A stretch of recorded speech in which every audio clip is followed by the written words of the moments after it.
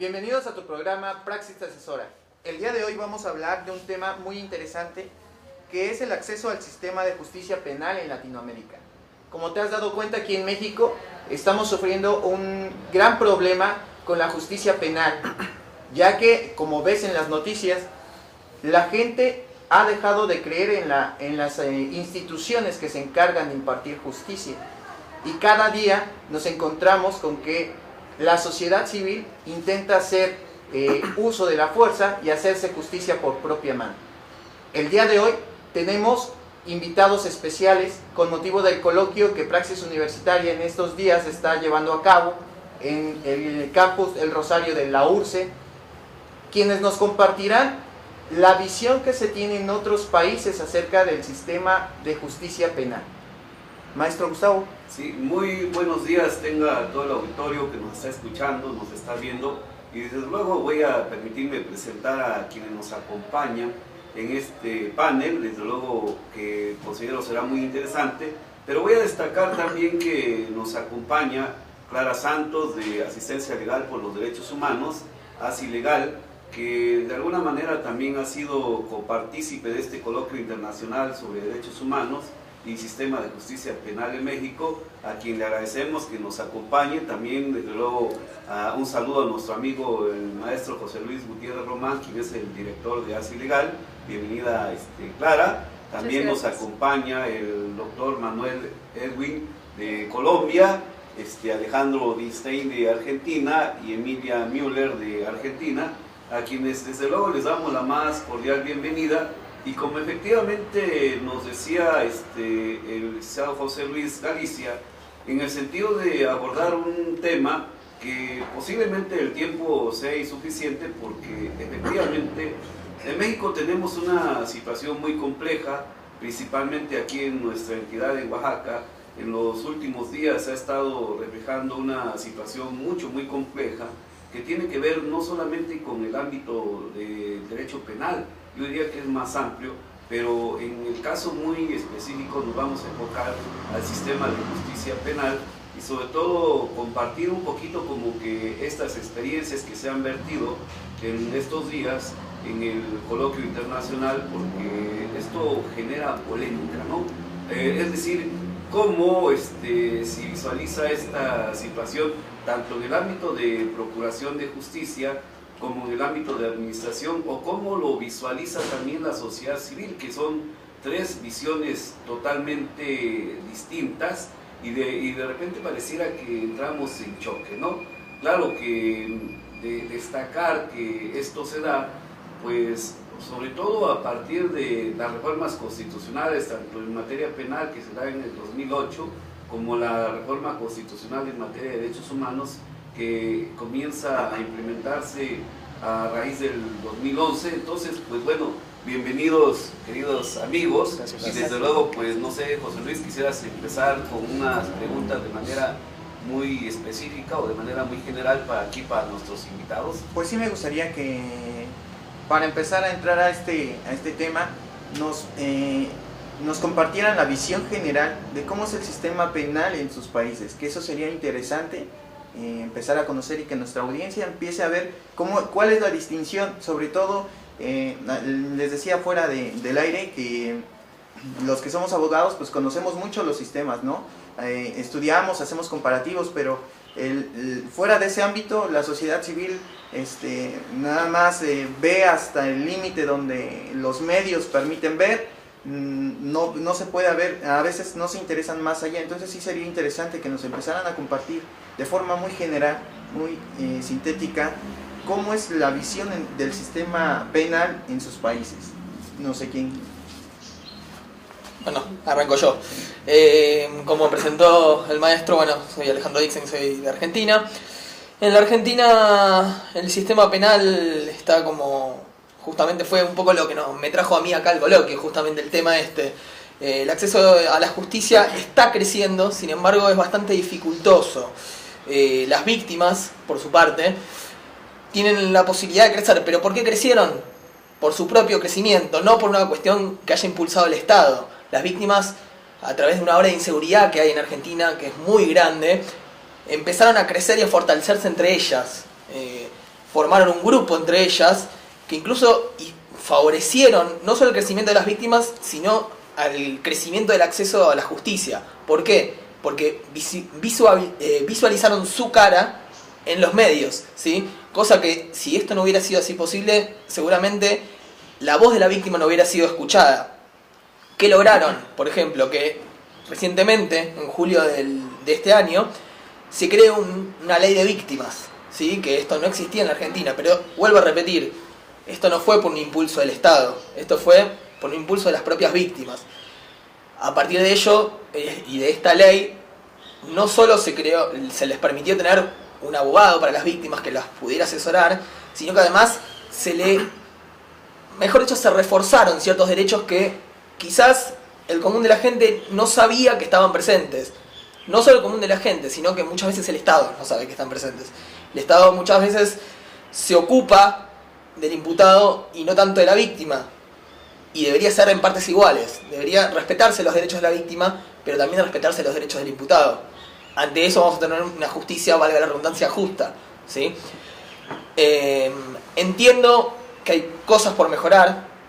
Entiendo que el sistema argentino está un poco retrasado todavía, tanto en lo que es en el Código de Procedimientos como lo que es en el Código Penal, en un montón de situaciones. Ayer destacábamos justamente en el coloquio que nuestra legislación, nuestro Código Penal, y espero que quienes estén viendo esto no se espanten por esto que voy a decir, pero nuestro Código Penal es de 1821.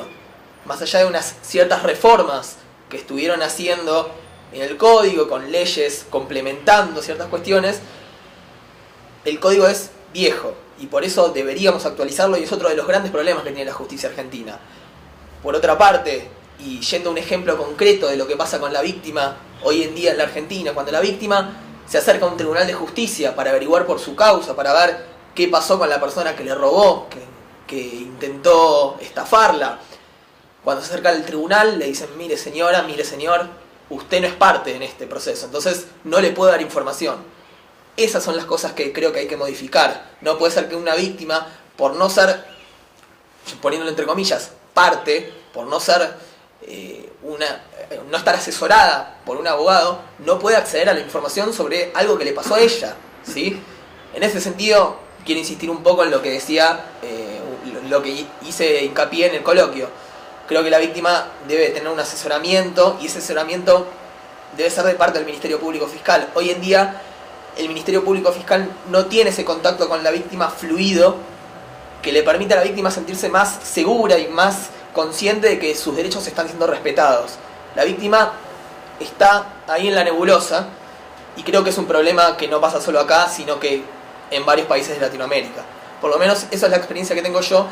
Incluso desde el lado, yo trabajo en un tribunal de justicia y eso es lo que veo, lamentablemente. Así que espero que en Argentina estas cosas se puedan empezar a modificar y que a partir de eso haya una mayor equidad y un mayor acceso a la justicia, tanto para las víctimas como para los imputados. Maestro. Bueno, muchas gracias por la invitación.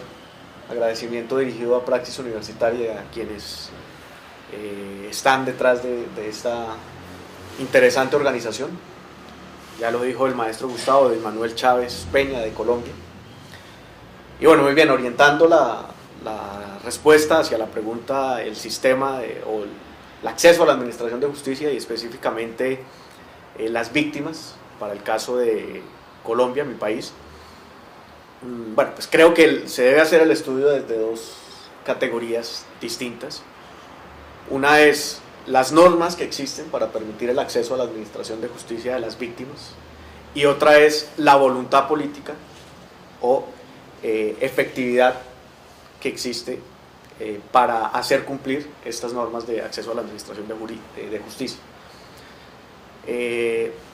Refiriéndonos a esta primera categoría de las normas que existen, pues nosotros tenemos un código de procedimiento penal con tendencia acusatoria que viene del año 2004, implementado en Colombia entre el 2005 y el 2008, me refiero a que entró en vigencia para todo el país.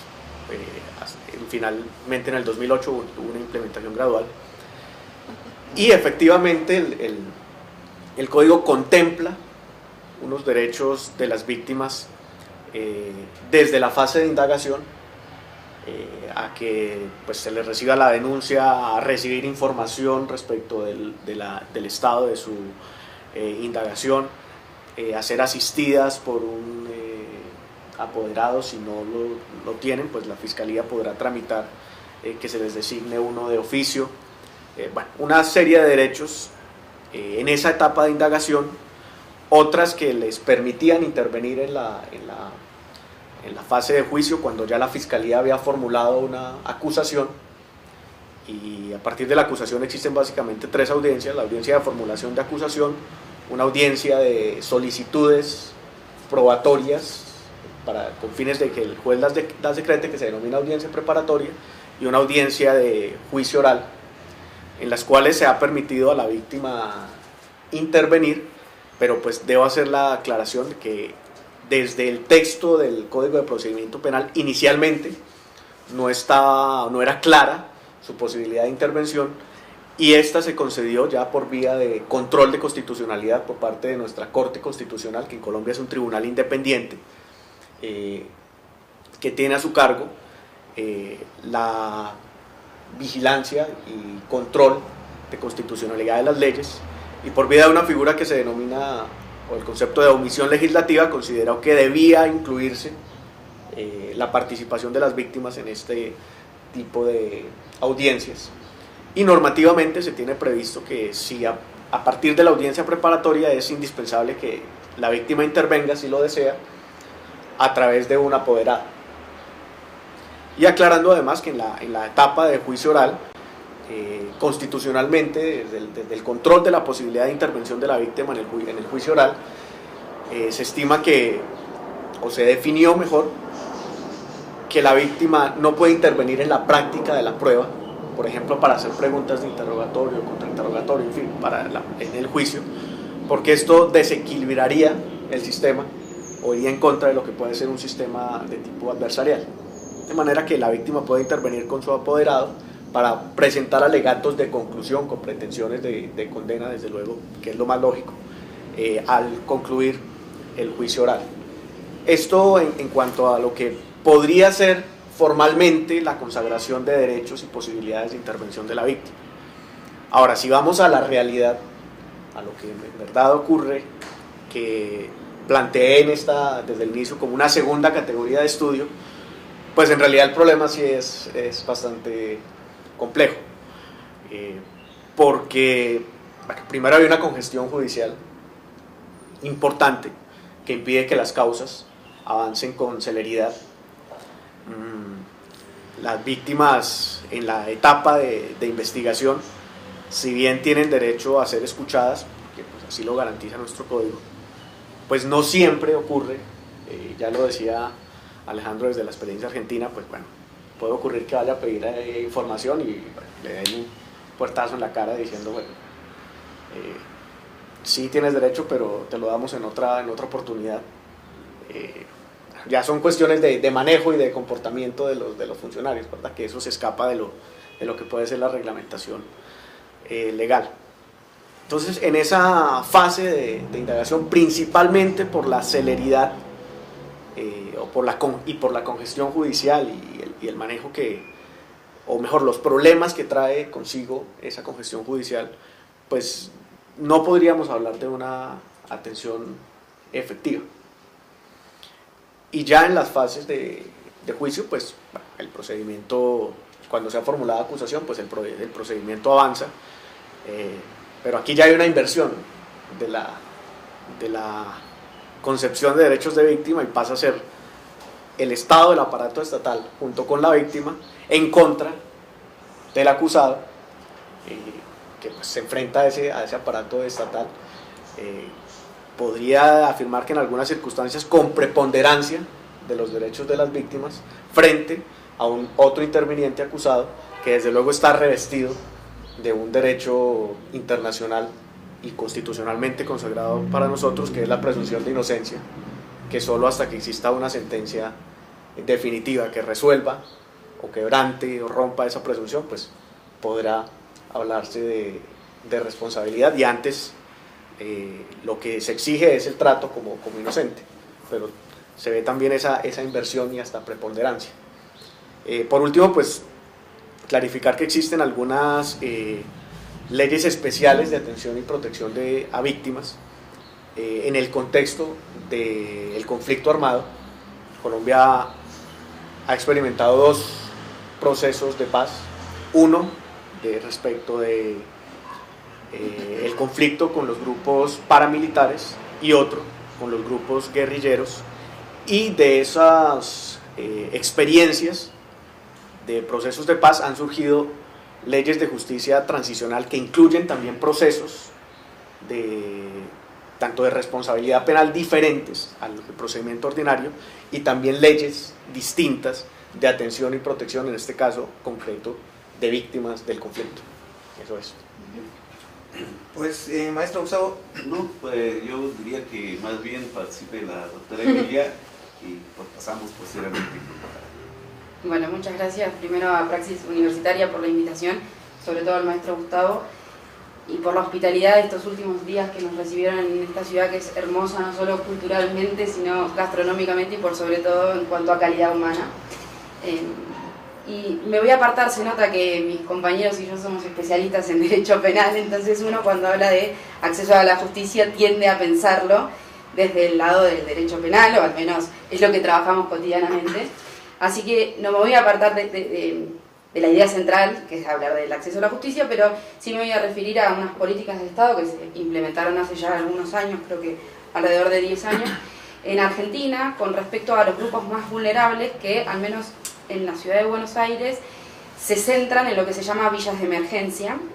Y lo que hizo en este caso el Estado fue crear, en el ámbito del Ministerio de Justicia y Derechos Humanos de la Nación, centros de acceso a la justicia, o agencias territoriales, se le llama, y lo que busca es, porque, y hago un paréntesis, todos, al menos el doctor Dickstein y yo, somos empleados estatales, y uno no puede dejar de reconocer que el Estado tiene sus burocracias, y que para uno que por ahí entiende las burocracias y los trámites y el papeleo que lleva tramitar algún tipo de cuestión que no hace más que reconocerme un derecho que me debe garantizar el Estado,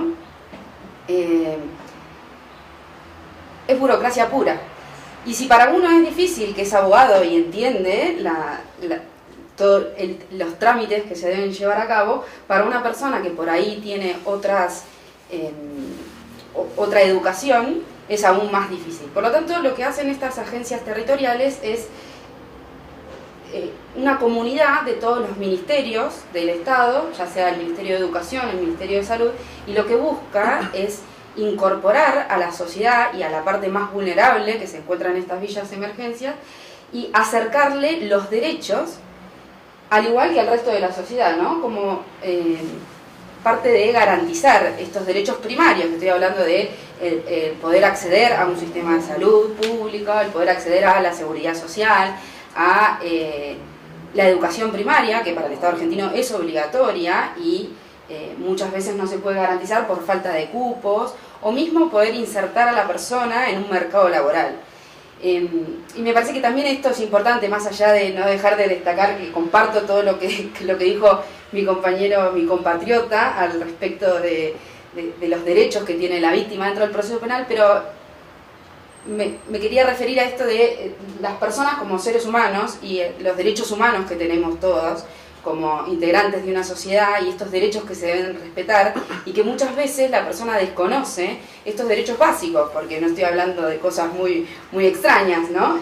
Hablar de víctimas ya implica un impacto mucho más fuerte, pero me quería referir a algo más tangible, más cotidiano en la vida de todos, y que por ahí me parece interesante resaltar este tipo de políticas, al menos del Estado argentino. No sé si el Estado colombiano o el Estado mexicano tiene algunas cuestiones similares, con respecto a los grupos vulnerables que por ahí se quedan fuera, o que mismo por estas burocracias del Estado, que lo único que hacen es apartar aún más a los grupos vulnerables. Eso. Bueno, pues le damos la intervención a Clara, desde luego con una visión, diría yo, ahora también por parte de México, ¿no? Porque escuchamos claramente las visiones de Argentina, de Colombia, y evidentemente que a lo mejor hay algunas divergencias, pero hay puntos en que podemos coincidir y que uno de ellos, al menos de lo que pude palpar, es que en relación a los derechos de las víctimas falta mucho por hacer, ¿no? Y obviamente que esto se refleja en la realidad, ¿no? El tema de la burocracia, el exceso de formalismos, etcétera, el marco jurídico que de repente, aun y cuando tenemos, por ejemplo, el caso de México, que esto lo abordará Clara, una ley que tiene que ver con los derechos de las víctimas, una ley nacional, pero aún así en el tema de las fiscalías falta, a pesar de que en la carpeta, aquí ya tenemos la figura del asesor jurídico, entre otros, ¿no? Pero bueno, para no dejar de parte, como un comentario muy general. Pues antes de continuar, vamos a una pausa y continuamos aquí en tu programa Praxis te asesora.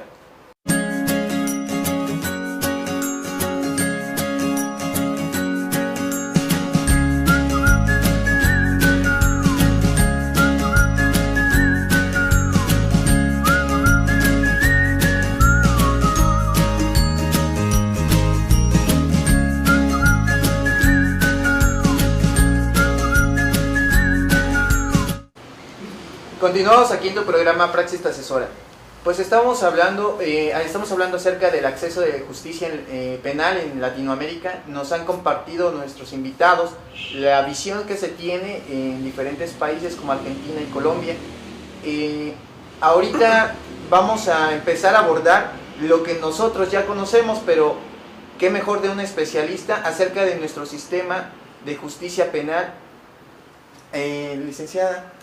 Muchas gracias. Pues igual reiterar el agradecimiento al licenciado Gustavo, al licenciado José Luis, y desde Así Legal pues siempre ha sido un gusto trabajar con las organizaciones y los proyectos que desde Oaxaca se impulsan, y sobre todo aplaudiendo que son temas de derechos humanos y que tienen que ver con el acceso a la justicia de todas y todos. Bueno, pues yo me centraré un poco, y ya lo decía el licenciado Gustavo, en las reformas constitucionales que se han hecho en nuestro país, México, en estos últimos años. Por una parte, la reforma del 2008, que llegó a ser algo sumamente paradigmático, incluso para los operadores de justicia. Hubo y hay reticencias aún en la implementación, y eso ha dificultado en gran parte el acceso a la justicia de las víctimas y los imputados. Por otra parte, llega en el 2011 la reforma de derechos humanos, que llega a abrir un parámetro increíble de protección, que da una oportunidad tanto a las víctimas, a la sociedad civil que se encarga de defender los derechos humanos de ambas partes, de víctimas y imputados, y para las autoridades incluso para invocar tratados internacionales o derechos humanos que no estén propiamente en la legislación interna o doméstica de nuestro país. Estas reformas, como lo dije en la reforma del 2008, pues aún siguen siendo una cuestión de negación muchas veces por parte de las autoridades que se encargan de procurar justicia. Pues creo que hay una desinformación, y lo ven como una amenaza incluso para su trabajo. Una amenaza en el sentido de que piensan que tanto imputados, sobre todo en nuestro país, lo que sucede es que se cree tendientemente en las instituciones y en las víctimas que los imputados pues van a salir libres, ¿no? Se le llama, y se le ha llamado este sistema acusatorio como la puerta giratoria, ¿no? Que llega a las instancias de procuración de justicia las personas imputadas, y lo que pasa es que pueden salir en un momento a otro por alguno de los beneficios, entre comillas, que se cree que tienen los imputados, y que los derechos de las víctimas quedan de un lado, ¿no? Y esta es una cuestión de desinformación sumamente grave, ¿no? Desde las víctimas, porque da una visión a la sociedad de que las instituciones no están funcionando. Y como lo decía el maestro, el doctor, disculpa, pues eso hace que la sociedad empieza a tener esa desconfianza, ¿no? Y son cuestiones distintas, está muy claro, la cuestión legislativa y la cuestión de la aplicación de estas normas jurídicas. Sin embargo, en la sociedad es una misma cuestión, ¿no? O sea, se ve como una misma cuestión, se ve que las instituciones no funcionan, las leyes no funcionan, y en esta situación crítica, pues la gente empieza a hacer justicia por su propia mano, ¿no? Y no me refiero a los sistemas jurídicos y de regulación de las comunidades indígenas o alternativos, sino más bien a que empieza una cuestión de diente por diente, ¿no? De ojo por ojo, y entonces empiezan a haber linchamientos, empieza a haber agresiones físicas y la inseguridad va creciendo. Y el lado del institucional, de la aplicación del sistema acusatorio y de la aplicación también de la reforma del 2011, esta reticencia de las autoridades pues hace que incluso tras capacitación, pues muchas veces estos vicios que se tiene por las reticencias sigan ocurriendo y no haya sentencias, no haya procesos en los cuales la víctima o el imputado se sienta conforme, ¿no? Se sienta que existió justicia, y pues de los dos lados me parece que existen muchas cuestiones todavía por hacer. Falta una sensibilización por parte de las autoridades de procurar justicia, porque yo siempre lo digo y lo digo en cada una de las capacitaciones que doy, es que los y las funcionarias, después de terminar su jornada, se quitan, por así decirlo, la camiseta de funcionario o funcionaria pública y son ciudadanos como todas y todos. Y en algún momento nos puede pasar tanto ser un imputado, tanto ser una víctima, y nos pone en esta misma situación, ¿no? O sea, en el desconocimiento, en la falta de satisfacción y sentir que no existe justicia acá en nuestro país. Y pues dejaría hasta ahí para... Pues después de haber escuchado estas visiones, a mí me parece súper interesante porque precisamente Clara aborda una parte que de alguna manera también ya lo hemos platicado previamente, que tiene que ver qué es lo que percibe la sociedad civil, ¿no? Y evidentemente que este aspecto que tiene que ver con por un lado la desinformación, pero por el otro lado el mal manejo de la información, pues genera que se estén presentando de manera recurrente en el país temas como el hablar de que la sociedad se empieza a hacer justicia por propia mano, ¿no? El caso concreto en Oaxaca en los últimos días o en los últimos meses hemos tenido precisamente esos fenómenos, ¿no? ¿Pero por qué? Porque destaco el aspecto que tiene que ver que cuando surge la reforma constitucional, tanto en materia penal como en materia de derechos humanos, efectivamente quienes no conocían cómo surgió, porque además me llama la atención porque lo que decía también Alejandro hilando y lo que decía Manuel Emilia, en el sentido de que esto no fue un logro del Estado, sino más bien surge desde la sociedad civil.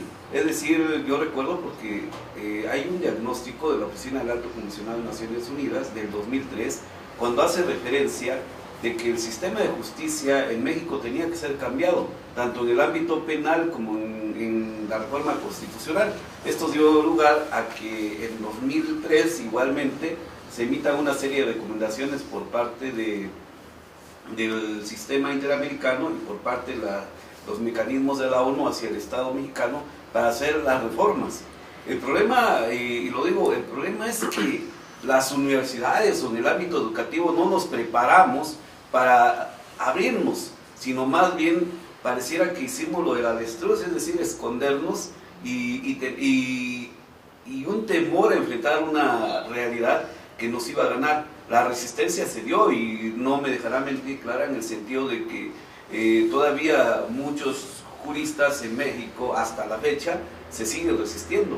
Es decir, casi como que le apostaban al fracaso de la reforma penal y de la reforma constitucional. Inclusive los propios criterios de la Corte van en el sentido de que de repente cuando surgen estos parámetros de regularidad constitucional en el otro, de repente nos encontramos con que la Corte empieza a restringir derechos, ¿no?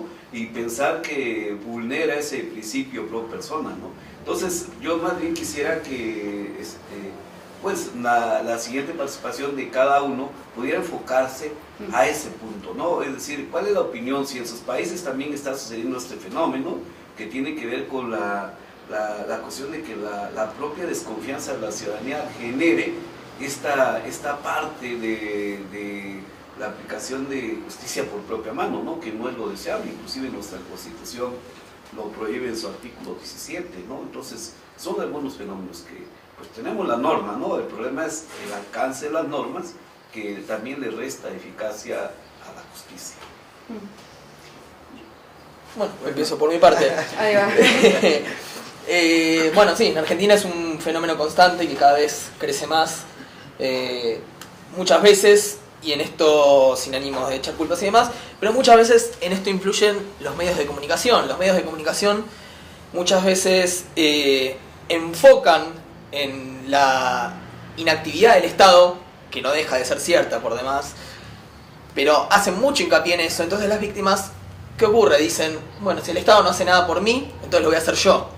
Y la víctima pasa de ser víctima a ser victimaria, ¿sí? Esto es un problema enorme. Muchas veces, y una gran cantidad de personas, pasan de ser las que sufren el delito a estar presas, ¿sí? Entonces, y ahí es cuando surge esta contraposición. Bueno, pero cuando yo hago las cosas, el Estado sí lo hace, pero cuando me lo hizo el otro, el Estado no lo hace. Entonces surge una balanza bastante inequívoca entre estas dos cuestiones. ¿Qué pasa con esto? Como les decía, en Argentina esto es cada vez más constante. Por eso las víctimas toman las armas por sus propias manos. Y es por eso que justamente surgió este comentario que les hacía antes de la nueva ley de víctimas. Al ver que el Estado es inactivo frente a sus derechos, es inactivo frente a lo que les pasa a ellas, dicen, bueno, si el Estado no actúa, voy a actuar yo. Y se está dando cada vez más seguidos. En la Argentina hay una modalidad de robo que se le llama generalmente el motochorro, por decirlo de alguna manera, que es la gente que produce los asaltos en las motocicletas. Esto es cada vez más constante. ¿Y qué pasa? Son modalidades generalmente muy efectivas. Dos personas arriba de una moto, uno se baja, le roba, se sube arriba de la moto, pum, nunca más te vi. En este tipo de modalidades muchas veces intervienen los propios automovilistas. Cruzan los autos, una vez que los agarran, y se está dando muchas veces que justamente los propios delincuentes terminan siendo golpeados. No solo por la propia víctima, sino por la población en general, que está cansada de este nivel de inseguridad en el país. Entonces, mientras el Estado siga inactivo y siga cerrando los ojos ante esta situación, estas probabilidades de que estas cosas pasen van a seguir aumentando. Y no nos tenemos que confundir. Como decía la licenciada, el ojo por ojo y diente por diente no es solución. Mal con mal no va a curar el mal de la sociedad, justamente. Entonces debemos ser conscientes de estas debilidades y debemos dejar de lado un poco nuestra ignorancia y decirle al Estado que abra un poco más los ojos y que se dé cuenta que la gente y la sociedad está pidiendo ayuda. Creo que esa es mi visión de parte de Argentina. Bueno, desde Colombia, ¿qué puedo decir? No solo somos países hermanos por nuestra historia y nuestra lengua, sino porque actualmente compartimos problemas también comunes. Y con esto quiero decir que el fenómeno de justicia privada o manifestaciones de justicia privada pues también han sido o se han presentado en Colombia. Actualmente se presentan. De hecho, puedo decir que nosotros hemos tenido manifestaciones de justicia privada a gran escala, que fueron los grupos paramilitares o han sido los grupos paramilitares, que eran en realidad ejércitos ya estructurados, armados, con poder de mando, con estructura jerárquica, para defenderse de manera privada o confrontar de manera privada a los grupos guerrilleros. Bueno, pues también tenían por el camino pues su asocio con el narcotráfico fue negable, pero en el fondo eran grupos de justicia privada. Y ya llevándolo al día a día, pues también se presentan estos fenómenos de linchamientos o de ataques a los presuntos responsables. De hecho, hace, no sé, pocos meses, tal vez uno, bueno, ocurrió que fue asesinado o linchado en una ciudad de Colombia que se llama Santa Marta, una persona acusada de un hurto, no recuerdo ahora qué delito, pero en todo caso fue linchada y fue asesinada. Ese es el fenómeno reciente. Las causas, desde luego, la imposibilidad del aparato de justicia para responder a la necesidad de la víctima de encontrar respuesta a su problema, también contribuye un poco al problema la forma como mediáticamente, ya lo decía Alejandro, se presenta o se le muestra a la sociedad civil, se le dan a conocer las decisiones de los jueces. Por ejemplo, se captura a una persona en un acto de flagrancia por un hurto y se le deja libre porque, por ejemplo, en el momento de su captura y mientras era custodiado, fue golpeado, fue tratado de manera cruel por quienes hacían el procedimiento, y los jueces de garantías, al momento de revisar la legalidad de la captura, pues tendrán que dejarlo en libertad porque hubo una violación de los derechos fundamentales de esta persona presuntamente responsable. Pero la noticia o el titular es ladrón es dejado en libertad. Entonces fíjense que no se está presentando el problema de la manera correcta, y lo que se vende es una percepción o una idea de ineficiencia, o mejor de falta de aplicación y de respeto de los derechos de las víctimas por parte de los jueces. Y ese no es el problema real. Los jueces están fallando en derecho, lo que se les está presentando, pues me refiero a este caso concreto y ejemplo que he puesto, pero si se presenta a la sociedad civil de manera diferente, pues esto contribuye además a ampliar o a generar mayor desconfianza en el sistema y aparato de justicia. Los derechos de las víctimas internacionalmente consagrados a la verdad, la justicia, la reparación, la garantía de no repetición, si nos quedamos únicamente en la justicia, ha sido definido como la ausencia de impunidad, es decir, que haya una decisión y se logre el responsable. Pero eso también ha llevado a que se entienda que si hay una decisión favorable al imputado o se le absuelve, pues hubo impunidad. Y en realidad aquí también se administró justicia.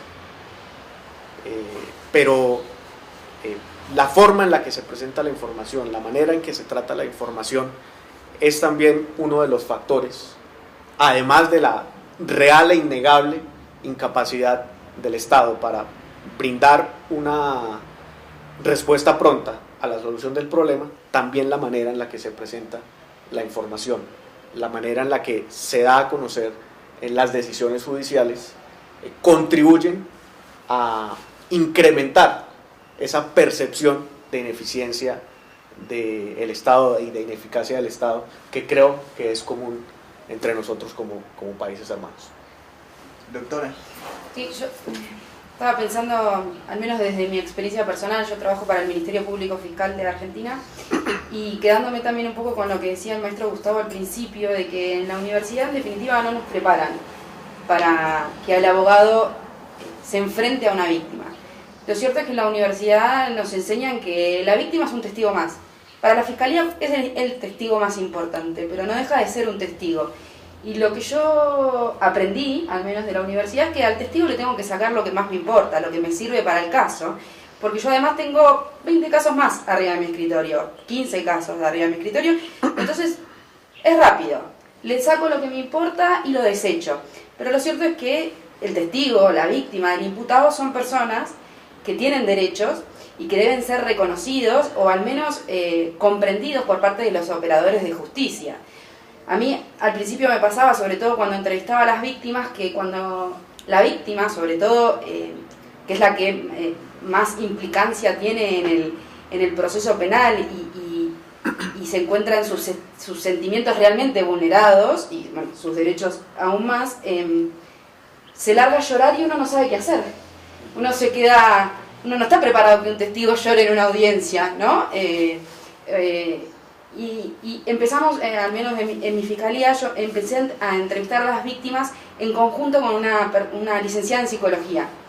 Y uno de la psicología empieza a aprender cómo tratar ante una situación así y respetar este sentimiento que transmite la víctima, el testigo, el imputado, al momento de expresarnos lo que le sucedió en el hecho, ¿no? En este caso concreto.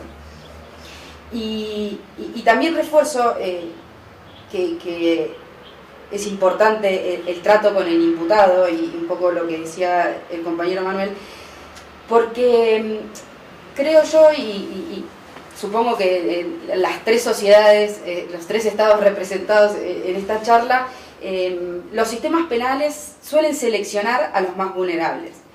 Y para mí estas personas también son víctimas del Estado, porque generalmente les fueron cercenados derechos en algún momento de su vida y se encuentran en un estado de vulnerabilidad tal que recurren al delito para, hasta podríamos decir que para ser escuchados, ¿no? Para que alguien los comprenda o plantear otro tipo de problema dentro de la sociedad, que es la falta del reconocimiento de los derechos en otros estadios. Para resumir, porque podría seguir hablando pero siempre de mi experiencia personal con las víctimas, creo que desde lo académico, o al menos desde el interés personal, los operadores de justicia sobre todo nos debemos preparar para no sacarle a la persona lo que necesita y desecharla, sino para escucharla, y en esa escucha uno está garantizando el real acceso a la justicia. Pues yo quiero referirme un poco a esta cuestión que aludían, de que al final compartimos varias problemáticas, ¿no? O sea, creo que con muy especiales matices en cada nación. Sin embargo, ya lo ha dicho la Comisión Interamericana de Derechos Humanos en algunos de los informes que ha hecho en específico sobre personas privadas de libertad, que mucho tiene que ver con esta cuestión de las personas imputadas, con las víctimas y con propiamente el sistema de justicia. Pues al final son problemas estructurales, ¿no? Estructurales que padecen los estados americanos, lamentablemente, y creo que ya hemos como retomado algunos de ellos que se han expresado en estos informes, como la falta de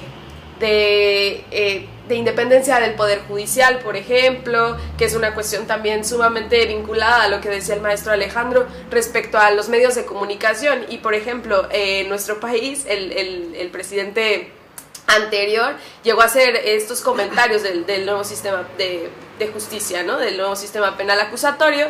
Justo en medios de comunicación hablaba desestimando la importancia que podría tener o eficacia que podría tener el sistema, y eso también actúa de cierta forma, de una forma muy, muy impactante en la sociedad, ¿no? Si las mismas personas que están a cargo de ciertos títulos, no sé, en las instituciones que se encargan de procurar justicia o del Estado mismo, si ellas están desconfiando de sus leyes, pues ¿qué podemos esperar de la sociedad? Que más allá de querer estar informado, ¿no? Muchas veces en el día a día, como decía la maestra Emilia, en esta vulneración constante que vivimos la mayoría de las personas de la nación, o sea, de México, en la precariedad laboral, etcétera, etcétera, que se van acumulando, pues muchas veces no tenemos tiempo de conocer nuestros derechos, el sistema de justicia, etcétera, ¿no? O sea, yo quisiera quedarme como en esta cuestión de los problemas estructurales que se padecen en todas las naciones latinoamericanas, por lo menos me atrevería a decir, y ver que las soluciones que debería de estar dando el Estado y también la sociedad deberían de ser encaminadas a erradicar esos problemas estructurales, porque creo que difícilmente con una reforma o con una adhesión a una ley, etcétera, se va a poder generar algún cambio. Si, por ejemplo, ayer también lo platicábamos un poco en el coloquio, o bueno, lo escuchábamos, sobre la justicia social, ¿no? Si no hay justicia social, yo creo que difícilmente va a haber una justicia procesal o justicia ya en un acceso en la administración de justicia. Pues me quedaría con esa idea yo.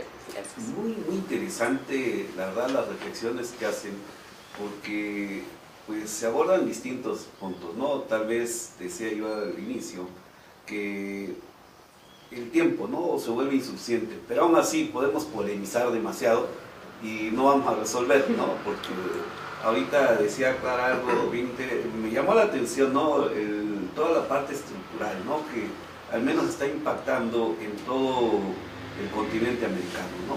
Pareciera que tenemos una problemática común, ¿no?, y es el propio sistema de justicia penal, ¿no? Pero más allá del sistema de justicia penal, pues decía ella, y efectivamente, ¿no?, el tema de la justicia social, ¿no? Para un Estado democrático de derecho, si no hay justicia social, evidentemente que no va a haber un Estado de derecho, ¿no? O sea, por otro lado, cuando se abordaba el tema de los medios de comunicación, bueno, hablamos de los medios tradicionales, pero también recordemos las redes sociales, qué factor o qué desinformación, porque hace días publicé precisamente una parte que hasta en las redes sociales nos estamos volviendo muy inquisitivos, ¿no? Basta con señalar a alguien, aunque no sea responsable, y de repente por el impacto de la nota lo dicen, ahora se vuelve viral, ¿no? Y todo el mundo empieza con señalamientos, ¿no? Entonces todos estos fenómenos también tienen cierta repercusión en nuestros sistemas de justicia, ¿no?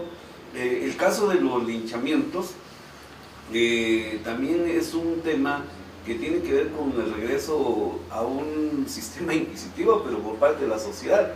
Resulta que en ocasiones se ha linchado a personas que son inocentes, ¿no? Que por alguna casualidad o alguna circunstancia pasaron, como decimos a veces de manera muy sencilla, estuvieron en el momento y en el lugar equivocado, ¿no? Porque a lo mejor en ese momento se cometió un delito en una comunidad y él no era de esa comunidad, pero es el que iba caminando, van y lo detienen, hay un asunto que se está investigando de esa naturaleza, de un trabajador de una empresa que llega al lugar, vende sus productos, pero acaban de asaltar y resulta que el fenómeno es que lo matan y pues obviamente las investigaciones van en el sentido de que él no era la persona que cometió la sangre. Entonces estos fenómenos pues, son muy complejos, demasiado complejos, hay que trabajarlos. Yo estoy convencido, y lo digo, de que la reforma en materia penal y materia constitucional son excelentes, pero sí tenemos que trabajar mucho en el ámbito de la sociedad civil, sobre todo convencer de que esto no es como un pasaporte a la impunidad, ¿no? Más bien es verdaderamente el garantismo que requiere la sociedad. Pues bueno, no sé.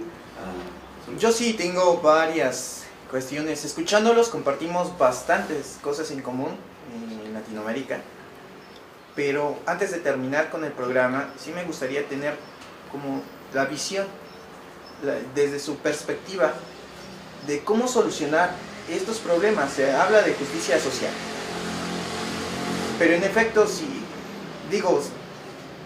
es muy complicado y demasiada coincidencia que los países latinoamericanos tengamos exactamente los mismos problemas. En nuestro país se hablan de muchas cosas. Comentaba con la doctora, igual fuera del aire, que aquí se hace lo que ya se ha comentado, se hizo una reforma, se cambió de un sistema inquisitivo a un sistema acusatorio. Se vendió, como ustedes bien dicen, por medio de medios de comunicación, se vendió la idea que esto iba a ser la solución a la injusticia en general, o sea, es así la perspectiva de la sociedad, no nada más de los abogados. Y resulta que sigue siendo como el reflejo de una injusticia todavía más grave, ¿no? Porque el garantismo no se ve como garantismo, sino se ve como una forma de cometer delitos y que salga impune, como lo acaban de exponer cada uno de ustedes. Este problema lo vivimos, por lo que entendí también en sus países lo viven. ¿En qué estamos fallando entonces? ¿Cuál es el punto exacto? Y aprovechando la visión de 3 o 4 personas que están en diferentes sectores, sociedad civil, defensor, el Poder Judicial, Ministerio Público, ¿en qué estamos fallando? ¿O por qué estamos llegando a esta situación en donde en nuestros países la sociedad está dejando de creer en estas instituciones? Y bien lo decían al empezar, yo me enfocaba únicamente al sistema penal, pero esto no es exclusivo del sistema penal. Esto en cualquier sistema de justicia, de cualquier materia, se está dando. La gente no cree en las instituciones que se supone deben de proteger a la víctima, se supone deben de proteger al imputado en materia penal, o se supone debe de juzgar, ¿no? Entonces, ¿qué está pasando? ¿Cuál es el mecanismo entonces que debemos seguir de acuerdo a su experiencia, a lo visto dentro del ámbito social, que tenemos que seguir, porque es evidente que lo que estamos haciendo no está tan correcto como pensamos que es, porque si no tuviéramos el reflejo, por lo menos en nuestro país no ha habido, bueno, no tengo estadísticas, pero en las redes sociales efectivamente se ve más el linchamiento.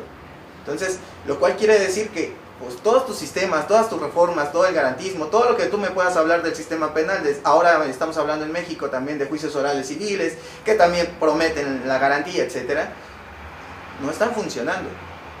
Y si no están funcionando, entonces ¿qué está pasando? ¿Qué se necesita hacer desde su experiencia, desde su perspectiva, para que esto empiece a funcionar? Porque muchos también han comentado, y yo soy uno de esos partidarios, que la norma puede estar hermosa, tu proceso puede estar bello, pero si yo no lo hago bien, no sirve, ¿no?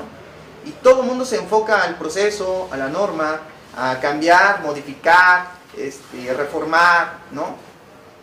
Y luego, ¿no? Mencionaban casos y ejemplos muy claros, ¿no? La nota periodística solamente se enfoca en, lo dejaron libre, ¿no? Pero atrás hay un ministerio público que no cumplió, atrás hay un policía que no cumplió. Y entonces, ¿qué pasa con todo ese procedimiento? O sea, si los medios sabemos cómo se manejan, ahora las redes sociales dan, ya no nada más es el periodista, soy yo que tengo una cuenta, o el youtuber que ahora tiene más influencia que cualquiera, ¿no? Y luego tenemos youtubers que realmente no son como muy aplicados, ¿no? Agarran y te ven y hacen un comentario, y como tienen acceso hacia la población que más es revoltosa, de que más pelea sus derechos, que es la juventud, y que a veces lo hacemos no con el afán de hacer un mal, sino lo hacemos con el afán de defender, pero muchas veces lo hacemos sin pensar y con mucha ignorancia, sin querer, ¿no? Entonces, ¿en qué se está fallando? ¿Cuál sería, en qué se está fallando, qué es lo que se expuso? ¿Cuál sería la solución que desde su perspectiva y experiencia podría ayudar a mejorar que nuestros países latinoamericanos realmente empiecen a caminar en lo que durante años, desde que yo recuerdo, desde que yo estudio la carrera, han intentado hacer, ¿no? Conseguir que las instituciones tengan la credibilidad, conseguir en la medida de la posibilidad la justicia, ¿no? Y no definamos más allá la justicia como ustedes ya la definieron, sino como la entiende la gente, así de sencillo, cómo la ve la gente. O sea, cómo logramos que esa perspectiva de la sociedad cambie y empiece realmente a mejorar. En México no está funcionando, y lo acaba de exponer la licenciada. No ha funcionado porque en México, con mis clientes, por ejemplo, cuando platico, dicen, no, pues eso de los juicios orales es nada más vino a ayudar a los delincuentes, ¿no? Ahora se salen y los detienen y pasan unas horas y hasta ya los mismos delincuentes ya traen en su cartera cuánto es la multa y cuánto tienen que hacer. ¿Cuál es la solución entonces? ¿Qué se tiene que hacer? ¿Qué se tiene que empezar a pensar para realmente avanzar más rápido y no tan lento como vamos? Bueno, tomo la palabra nuevamente. Hay varias cuestiones, varias aristas que hay que tocar. Por un lado, el punto de vista de los operadores judiciales. Tenemos que asumir nuestra responsabilidad. No solo los operadores, cuando digo operadores judiciales incluyo a los jueces. Y me agarro un poco de lo que decía la licenciada, este tema de la justicia independiente. Si la población tiene esa sensación de que la justicia está aferrada al gobierno de turno o está aferrada a lo que el gobierno de turno impulsa, difícilmente veamos una estructura sólida de lo que es la justicia. Entonces, esta sensación que le brindamos a la sociedad hace que justamente la gente piense que sus problemas nunca van a ser solucionados. Esta idea de justicia que la gente, los civiles, perciben, justamente no la van a percibir. Entonces, esto por un lado, la capacitación de los operadores judiciales me parece que tiene que ser una cuestión de Estado, ¿sí? Operadores judiciales, y vuelvo a repetir, jueces incluidos. Por otro lado, y creo que acá hay una palabra clave que incluso ayer lo hablaba con el maestro Gustavo, por parte del Estado tiene que haber una política criminal. Y ahí está la cuestión. Si nosotros simplemente sacamos leyes por sacar, por lo que pide la sociedad, por lo que piden los medios, decir, bueno, sacamos estas leyes, no debatimos estas leyes, no encontramos fundamento y simplemente las sacamos por lo que los medios y la sociedad nos está pidiendo, bueno, va a generar problemas como los que tenemos hoy en día, ¿sí? En Argentina, justamente, un poco lo que hablábamos, muchas veces las leyes las terminan impulsando las víctimas. Y no digo que no estén en su derecho, por supuesto que están en su derecho y son las que más derecho tienen, al contrario. Pero me parece que en un Estado de derecho y un Estado racional, esto no debería pasar. Deberíamos discutir las leyes, no deberíamos sacarlas a las apuradas. ¿Esto por qué pasa? Porque hay una falta de política criminal. La política criminal tiene que estar destinada a prevenir el delito. Ni a compensarlo, ni a retribuirlo, sino a prevenirlo.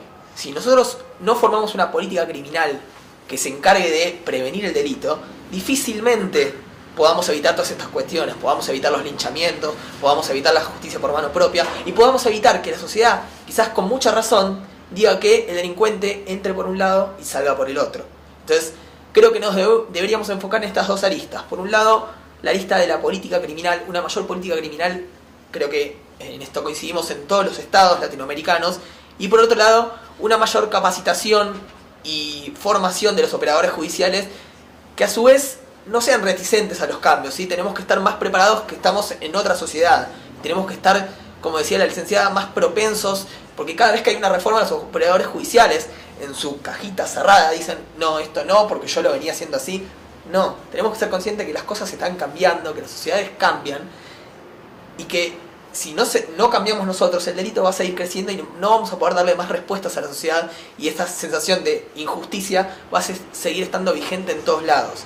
Entonces, como para concluir, me parece que por un lado debemos tener una mayor idea de política criminal y por otro lado una mayor capacitación y formación y apertura a las nuevas ideas que están surgiendo a partir de esta sociedad. Doctor. Bueno, doctor, pues compleja pregunta, y para compleja pregunta también compleja respuesta, aunque pues trataré de expresarla con la mayor claridad.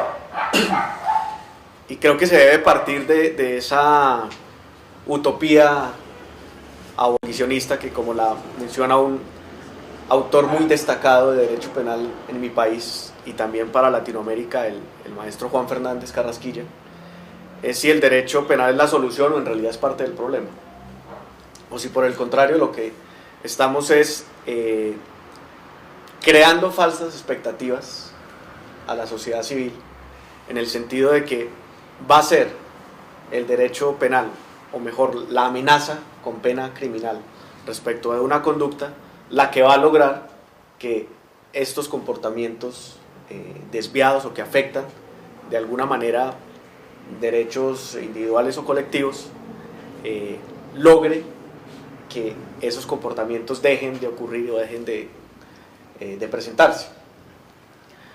Y pues bueno, en esa utopía, que ciertamente siendo utópico, pues tenemos que interpretar lo que hay, lo que existe en nuestro derecho. Y creo que lo mejor para ello y para dar solución al problema, y además para no vender esta falsa expectativa de la que he hablado, pues es ceñirnos a una legislación penal, a un pensamiento político criminal, como lo llamaba la atención Alejandro, que esté siempre limitado por los principios que desde la historia del pensamiento penal de la Ilustración se han consolidado y hemos heredado. Primero, desde luego, para no vender esa falsa expectativa, tenemos que apelar a la subsidiariedad de tipo material o justicia social, de la que hablaba la licenciada Clara. Y es que antes de llegar al derecho penal o a la pena, para vender esa imagen de que es esto lo que va a solucionar el problema, pues desde luego se deben agotar cierto tipo de atenciones del Estado respecto de diversos problemas sociales antes de llegar al delito. Y aquí estamos hablando de un principio que es el de, antes de llegar, a la criminalización y a la consagración de un delito, y aquí estamos hablando de un principio de subsidiariedad. Pero también en el proceso de criminalización, desde luego, no todo lo que afecta determinado bien jurídico, entendido bien jurídico como esos derechos o expectativas sociales que, de ser afectadas, lograrían también afectar gravemente la convivencia y la paz social. Antes de esos bienes jurídicos, pues simplemente se protegen determinadas manifestaciones de afectación al bien jurídico. Y aquí estamos hablando de una fragmentariedad, una selección de ese tipo de infracciones. Vamos en una subsidiariedad, una fragmentariedad, para poder además hacer realidad otro de los principios del derecho penal, y es la última ratio. Llegar a la pena o a la amenaza criminal como último recurso, pero desde luego esto no se cumple si no hay una buena política criminal, mientras las medidas de Estado para atender determinados conflictos sociales sean incrementar las penas. Bueno, que están hurtando muchos celulares, bueno, hay que aumentar la pena de los celulares, de hurto de celulares. Hay que crear un tipo especial que se llame hurto de celulares. Que hay ataques o de formas especiales de lesiones a la integridad física con elementos como el ácido. Bueno, pues hay que ampliar las penas para los ataques con ácido. Bueno, estas formas de legislación desde luego no son la manera de afrontar el problema, porque distantes están de una verdadera política criminal y distantes están también de un proceso de criminalización que pueda atender o del que se pueda afirmar que está acorde con los principios liberales y los principios del derecho penal. Pero también hay que destacar además que de la afectación grave a los derechos o los procesos graves de criminalidad vienen por parte del propio Estado. El Estado como vulnerador de derechos. Bueno, lo podrá decir de Argentina con sus antecedentes de dictaduras militares. Lo puede afirmar Colombia también con el asocio demostrado de cierto sector político con grupos paramilitares. Es esa criminalidad de Estado además, y allí es donde hemos entrado el problema de administración de justicia en aspectos cotidianos como el hurto, bueno, otras manifestaciones del crimen, pero la criminalidad grave está en el propio Estado. Y para concluir, parto de la idea inicial. Además de eso, vendiendo o presentando la idea de que el derecho penal es el que va a solucionar estos graves conflictos sociales, y eso pues es simplemente vender humo en realidad, porque eso no ocurre ni en Latinoamérica, no ocurre en Europa y no ocurre, podemos afirmar hoy, en ningún lugar del mundo que la amenaza con pena criminal, que el uso del derecho penal sea la herramienta para eliminar del todo lo que consideramos problemas sociales o lo que políticamente se pueda definir como un delito. Me quedo con esta idea de Manuel con respecto a que el derecho penal no soluciona y que debería ser utilizado realmente como última ratio. Pero por ahí voy a generar más conflicto en lo que voy a decir, porque para mí, bueno, creo que nuestros tres estados son estados democráticos y decirlo constitucionalmente es hermoso, el tema es respetarlo.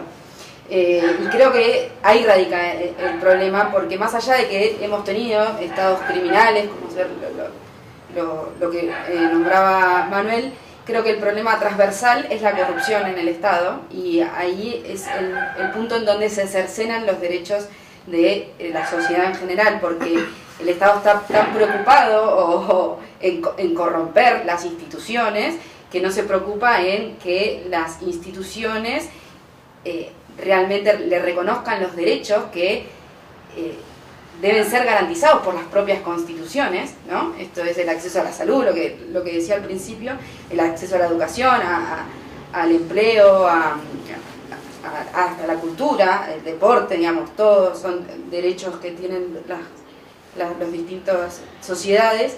Sin embargo, esta corrupción no solo afecta al Estado en sí mismo, sino que además afecta a esta independencia de los magistrados del Poder Judicial, que se ven como impedidos de impartir realmente justicia y ofrecer a la sociedad una respuesta razonable y respetuosa de la Constitución.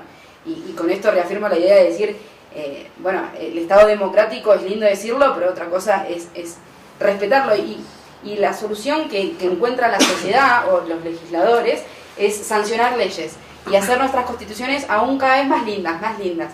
Pero nadie respeta la Constitución, nadie respeta los derechos, y por ahí la Constitución argentina de 1853 era hermosa, era igual que la de 1994, que es la última reforma que tuvo nuestra Constitución Nacional. Sin embargo, históricamente nunca se han respetado los derechos. Y por eso, reforzando esta idea también de lo que decía en mi primera intervención con respecto a los centros de acceso a la justicia, el Estado no hace más que reconocer con estas acciones o con estas políticas que el propio Estado está fallando. Porque si yo tengo que ir a formar una agencia territorial para que la persona tenga un real acceso a la justicia y a un real garantización de sus derechos, es porque en otro momento se los cercené, en otro momento te los privé de esos derechos, ¿no? Así que, como para concluir, para que no se haga largo y porque comparto ya todas las opiniones, quería reforzar esta idea, digamos, no solo es una cuestión de política criminal, sino es una cuestión del respeto a la Constitución, y creo que con el respeto a la Constitución y a lo que significa realmente un Estado democrático y una justicia social, vamos a lograr garantizar los derechos dentro de una sociedad. Bueno, trataré de ser muy breve también, pero creo que es una pregunta muy compleja y como pienso que es un problema multifactorial, creo que tampoco atendería solamente a una única solución, ¿no? Dejando eso claro, quiero como resaltar, o sea, comparto también lo que han dicho ya la compañera y los compañeros, pero también pienso que en algún momento escuché de Roberto Gargarella, justamente, un abogado argentino, constitucionalista, que existe esta tendencia en América Latina a que las constituciones sean reformadas en la parte de las garantías, ¿no? Y como decía la doctora Emilia, son muy bonitas, los derechos humanos que se reconocen son excelentes, pareciera una cuestión ideal, ¿no? Pero en la cuestión de organización del Estado, de las instituciones, la administración de las instituciones, pues sí, igual, ahí no hay ninguna modificación y queda como en una cuestión de desfase histórico incluso, ¿no? En una parte muy progresista y en la otra, pues una cuestión que data de siglos incluso, ¿no? Me atrevería a decirlo, por lo menos en nuestra Constitución mexicana, y me parece que tal vez en la Argentina pueda suceder lo mismo, no tengo tanto conocimiento si eso sucede en Colombia, pues, pero creo que sí influye que las instituciones no cambien, sigan con estos viejos vicios de la administración de justicia, de corrupción, etcétera, y atendiendo nuevamente a lo que ya había comentado, estos problemas estructurales, ¿no? Yo creo que el sistema penal es solamente una de las tareas que tiene el Estado, entre muchas otras, y mientras no atienda las otras que tiene, y esta del acceso a la justicia y de la administración de justicia, pues difícilmente tanto una cuestión como la otra van a funcionar, y creo que es algo que debería de estar funcionando y emprendiéndose campañas, todas las medidas posibles, como dice la Corte Interamericana, administrativas, culturales, económicas y todas las que sean necesarias para acabar con un problema estructural, pues difícilmente se va a avanzar en este tema de acceso a la justicia. Maestro Gustavo, ya vamos a terminar. Más bien, ya para concluir, solamente agradecerles la verdad su participación, lo que destacaba, un tema muy polémico pero bastante interesante, ¿no? Desde el punto de vista que se aborda, yo creo que podemos concluir que en gran medida que falta mucho por hacer, definitivamente, ¿no? Pero precisamente en ese quehacer cotidiano que nosotros los juristas tenemos ese compromiso, ¿no?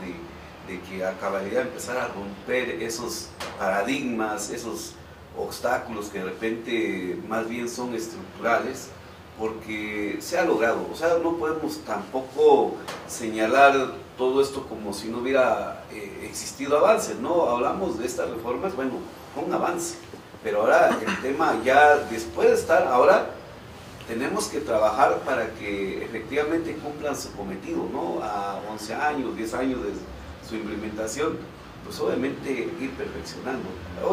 También, si bien es cierto, no existe un estado ideal, pero pues tenemos que ir construyendo, ¿no? ¿no? Y tenemos que apostar a eso, porque solamente así las futuras generaciones podrán precisamente aspirar a un Estado más justo. Bueno, pues muchas gracias por habernos acompañado el día de hoy. Y recuerda, es importante que te informes. Aquí solamente te damos un punto de vista, pero siempre, siempre lo más importante es que tú empieces a investigar y te intereses en estos temas. Que al final tú formas tu propio criterio. Recuerda que nos puedes ver todos los miércoles de 12 a 1 en Canal Gente Libre. Y pues nos vemos la próxima aquí en tu programa Praxis Te Asesora.